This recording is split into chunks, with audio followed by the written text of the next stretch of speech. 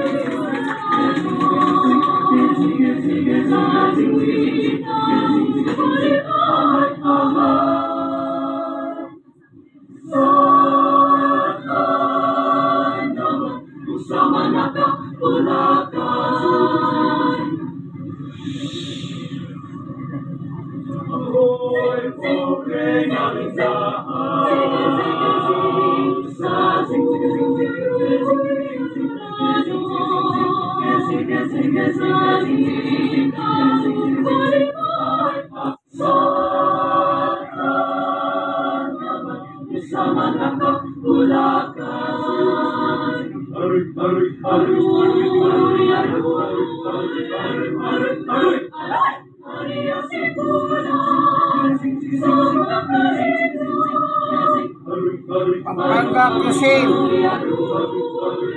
Kapampangan, Aroy-aroy.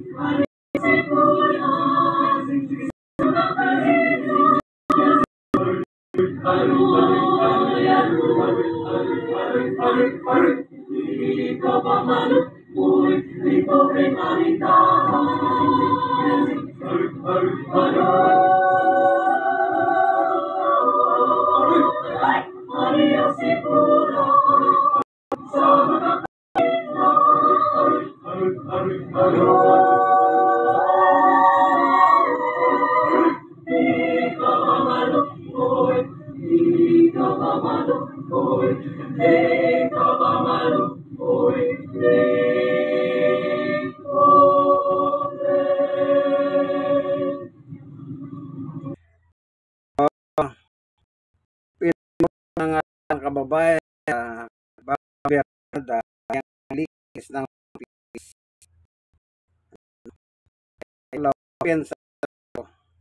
isipin nyo sa dami na yan. Ito po job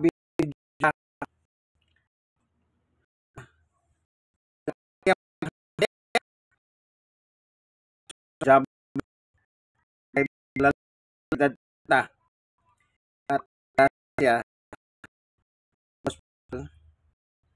kakalong main sa ating mga kababayan po. Ngayon ang sinasabi ng balita is 11 kumpirmado. Di pa natin alam kung magkakaroon pa ng dagdag ang mga yon. Ngayon ganito nagsimula yung festival na yan. Tingnan natin Yung napanood ninyo, nasa pating gitna na po yun no? Kasi nanonood ako.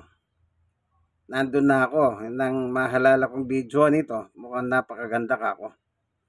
Ngayon, dito natin simulan. Yung simula. Hindi ko video ito Ayan.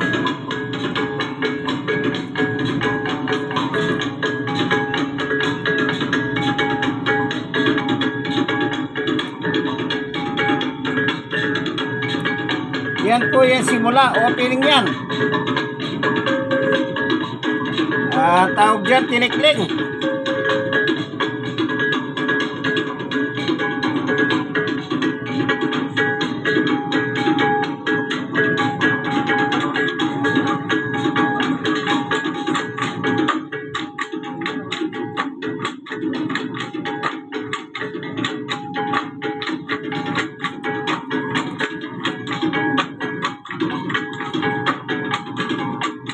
Yan po yung simula ng video na ito. Naki-video lang tayo para makita natin. Yan po yung simula. Kaya yung nakita nyo sa video, yun ay parting gitna na. Ano po? Yan. Hindi ko video yan. Binibidyo ko lang para maipakita natin kung gaano kasaya. Ayan, mainit na sikat ng araw dyan. Kasi simula nga naman ng alas 8 dyan ng umaga.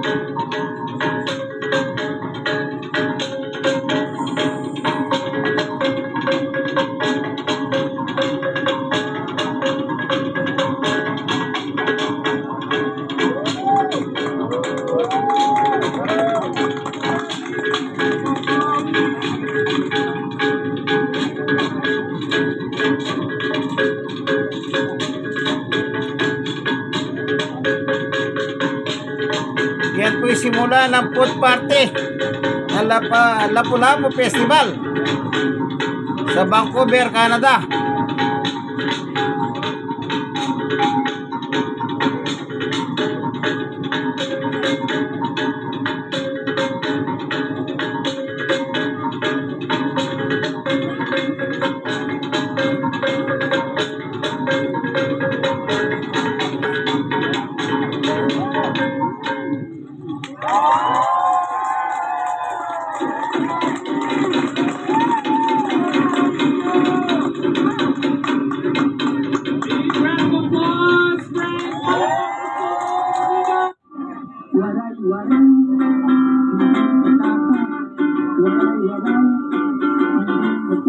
and Leyteños.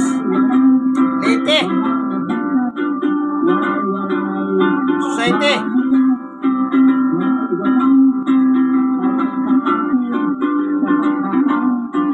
Aklanon, Santo Niño.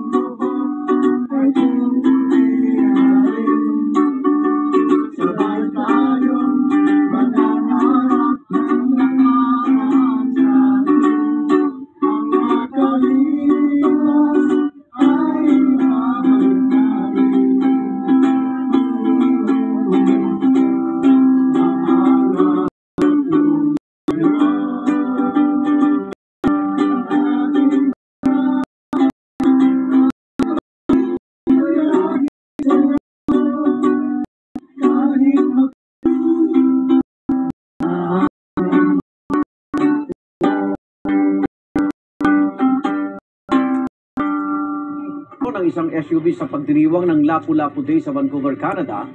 Nakausap po natin ang dati nating kasama ng Hirit at ngayon correspondent ay news ng Omni News sa Canada na si Rhea Santos. Rhea, magandang Hi Igan, magandang hapon naman dito mula sa Vancouver.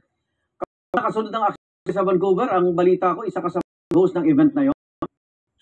Igan, una muna siguro, lubos na pakikiramay sa mga kababayan na wala ng mahal sa buhay sa malagim na trahedyang nangyari po kagabi, April 26, celebration ng Lapu-Lapu Day dito sa Vancouver. And yes, Igan, isa ako sa mga naging hosts ng programa sa pagsisimula ng Lapu-Lapu Day. Kinamusta mo ako? I'm not okay. Ang Filipino community natin dito sa Vancouver, nagdadalamhati. We're all grieving. Kasi ang saya lang ang saya lang nung event, ang saya lang ng selebrasyon. Alam mo naman, pag selebrasyon ng mga Pilipino, pamilya, magkakaibigan, happy lang tayo, kainan. Nung nangyari yung insidente, pasado alas 8 ng gabi, nakaalis na ako. Dahil alas 4 pa lang, umalis na rin ako. Okay. Pero pasado alas 8, yun na, sumasabog na yung telepono ko sa mga mensahe, sa mga videos na nagsisirculate sa social media. Dahil maraming ang nag-aalala. Kanina, Igan, pinalabas kasi kami lahat dahil nga Filipino community event, no, yung nangyari dito sa Vancouver. Halo-halong emosyon, ah, sakit, galit, yung iba talagang tulala pa. Parang hindi talaga makapaniwala na mangyayari ito. Mhm. May impormasyon ba na yung 11 may mga Pilipinong nadamay doon sa namatay, Rhea? Alam mo, since it's a Filipino event, marami talaga mga Pilipino at actually thousands. Pero bukas din kasi ito sa iba't ibang lahi. So I don't really want to speculate. Even yung mga authorities dito, hindi sila naglalabas ng mga identity nitong 11 casualties. Pero Igan, what I can confirm siguro at lumabas na naman, may mga GoFundMe account na doon sa, well, I can say yung may isang kababayan tayo, may GoFundMe na para sa isang kababayan natin, humihingi ng tulong para maiuwi yung labi niya sa Pilipinas. Hindi pa sila naglalabas yung mga authorities dito, no? Oo. Hindi pa sila naglalabas ng mga identity nitong mga casualties. But as of today, as of this time, 11 ang kumpirmadong patay, 12 ang sugatan at marami sa kanila nasa critical na kondisyon. So sinasabi nga ng Vancouver Police District, hindi rin sila magugulat kung madagdagan pa itong mga bilang na ito. Pero sana yung 11 ay wag nang madagdagan pa. Kamusta security doon sa lugar na pinangyarihan ng insidenteng ito, Rhea?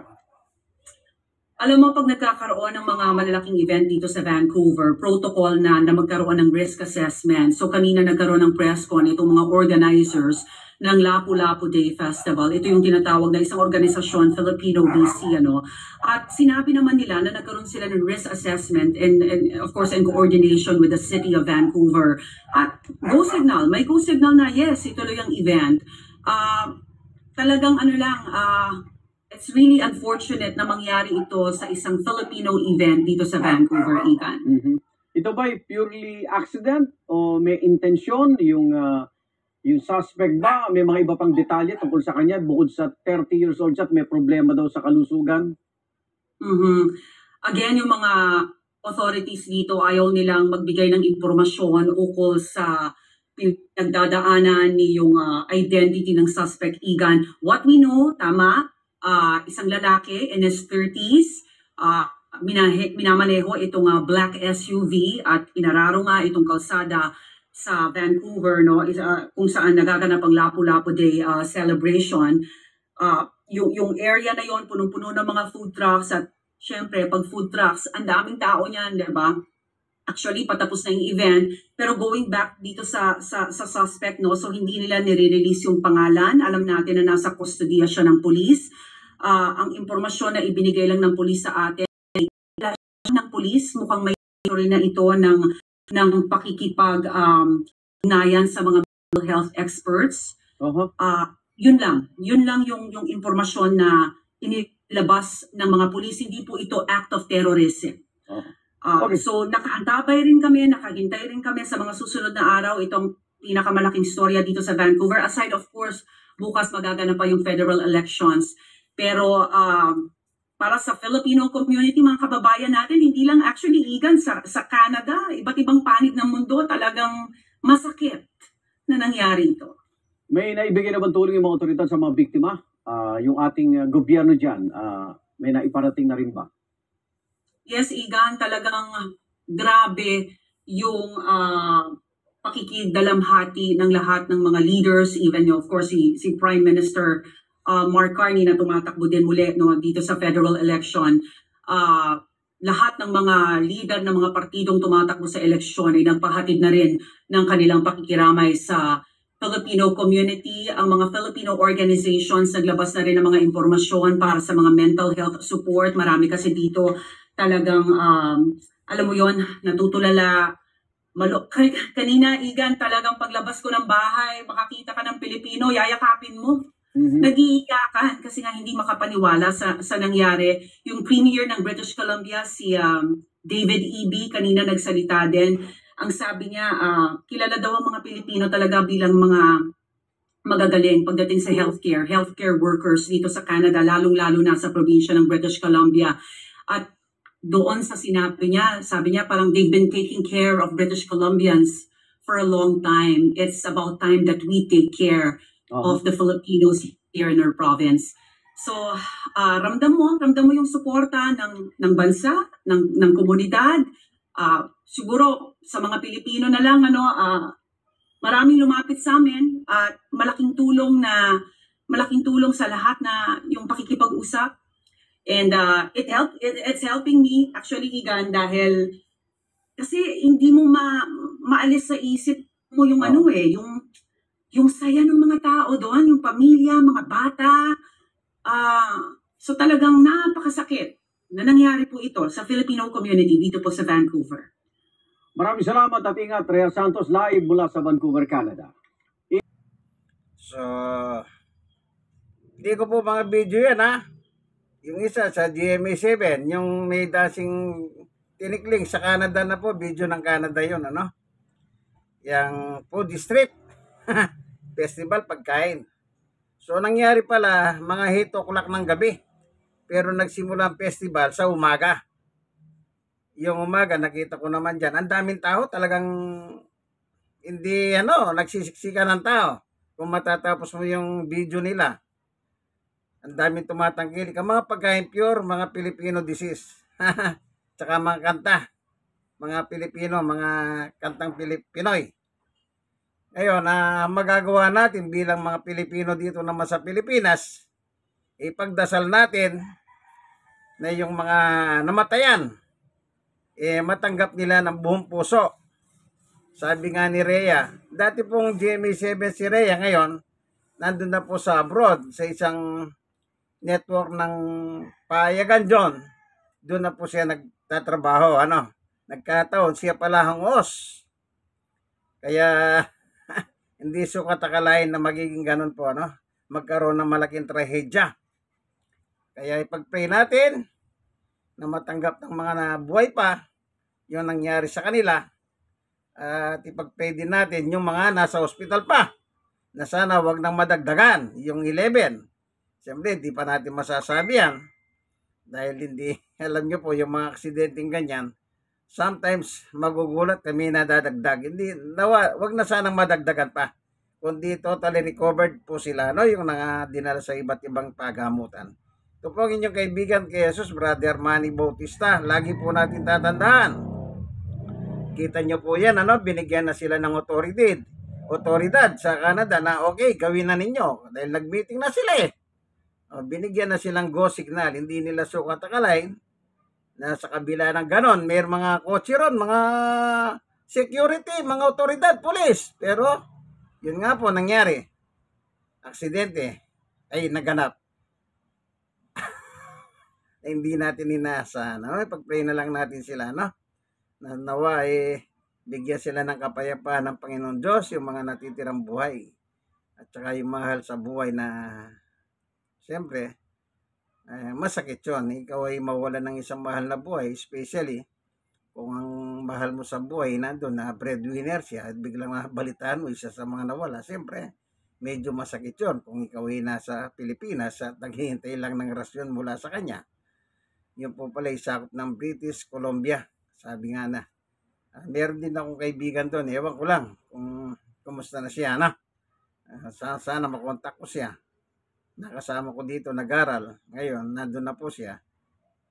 Nagtatrabaho. Matagal na. Kaya, po, sige. Ito po ang inyong kaibigan, Jesus, Brother Manny Bautista. Like, share na share. Kayo mga nasiran, i-share nyo po sa iba para naman may spread yung news. Hindi ko po video ito Hindi ko video. Okay, God bless us all po. Bye-bye!